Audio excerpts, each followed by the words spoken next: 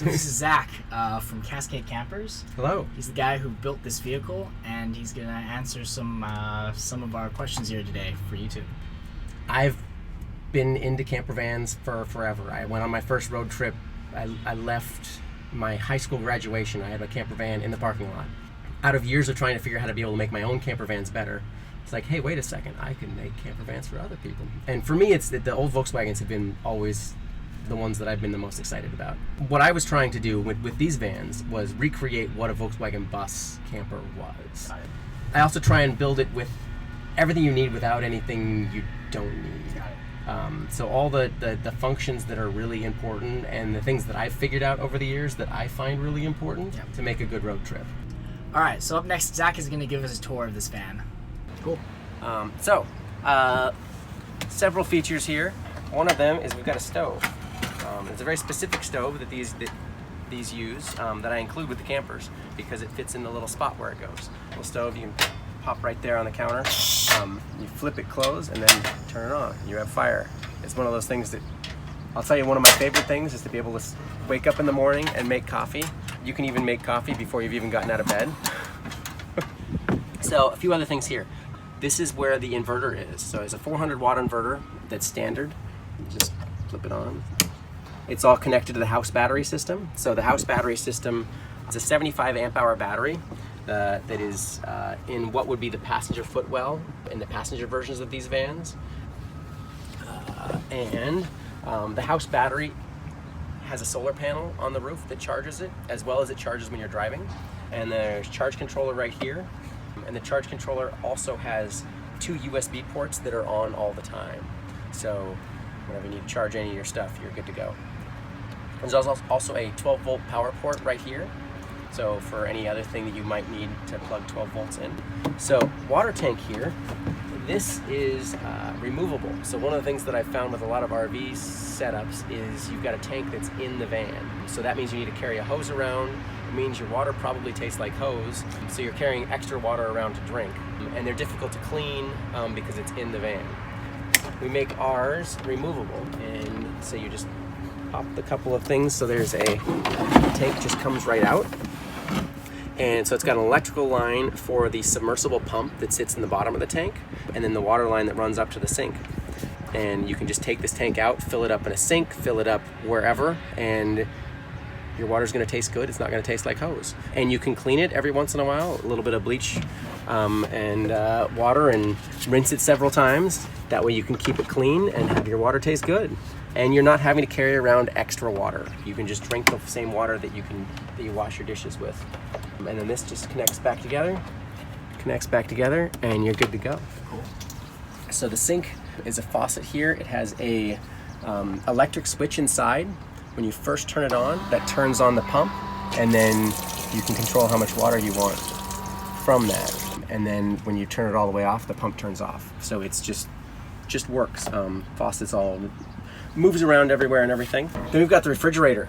So this thing here, they work great. I don't know what to tell you. It looks small compared to a cooler, but you don't have to have any ice in it.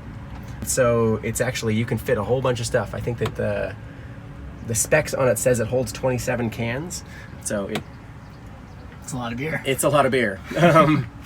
And one of the other things is the refrigerator is actually more efficient when it has something in it.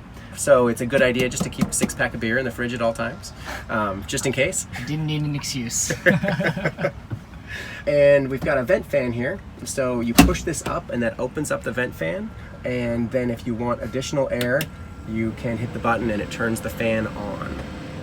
So it's more, basically whenever you're camped out, even if it's cold out, you want to open the vent, otherwise you'll get a bunch of condensation in the van.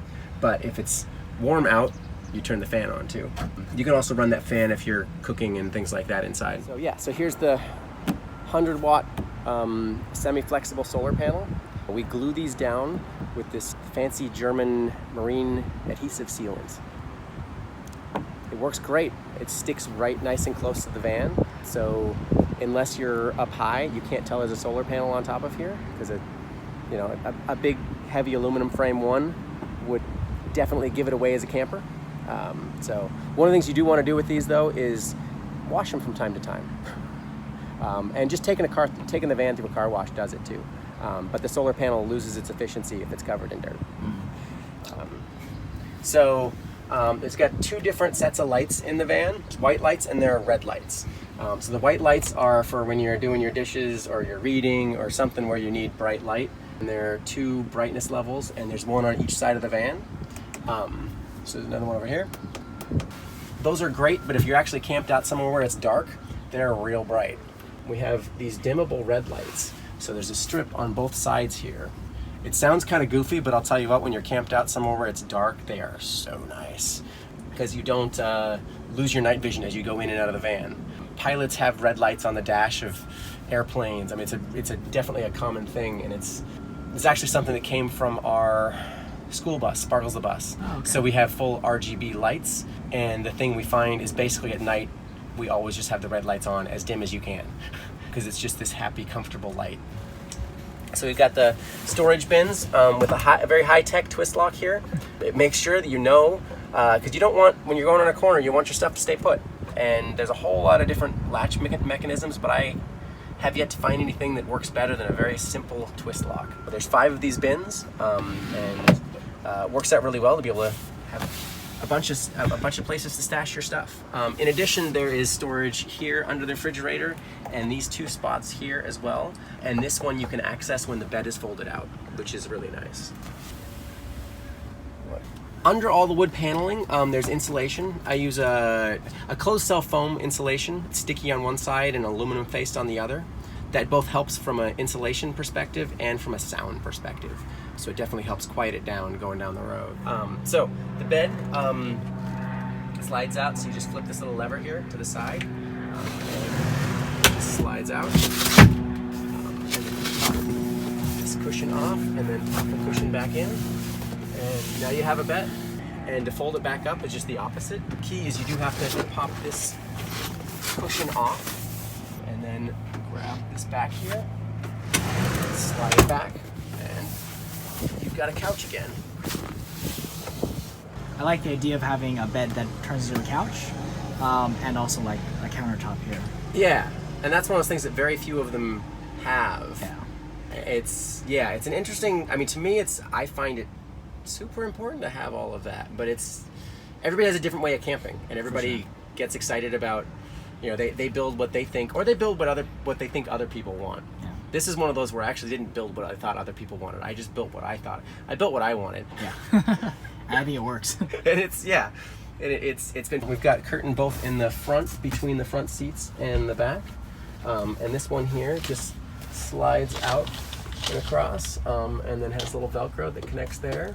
And it's gray from the front, so you can't really tell that it's camper. That's one of those things that we really stick with, is making it so you can stay someplace without people knowing you're staying.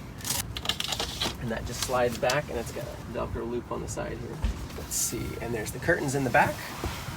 Also done so that, so they are also gray on the side that faces the outside, and nice and homey on the inside. And they have magnets that are glued and sewn inside of them, so they just click in place.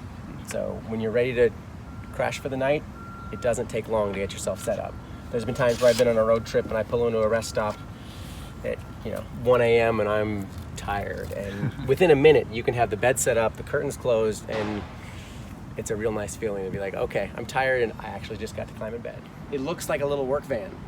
And if you notice, there's no words on the logo. Like, this is very much on purpose. One of my customers, she wanted to have the logo on it, but there are times that she had to not have the logo on it. And so we actually made magnets for her to have the logo on it. With the logo on it, she never got bothered anywhere, anytime. Whenever she didn't have the logo on the van, she got a lot more questions. It's this thing, what's going on in that van? It's a white van. Thanks a lot for giving us a tour of your van. Absolutely. I have a lot of fun with them.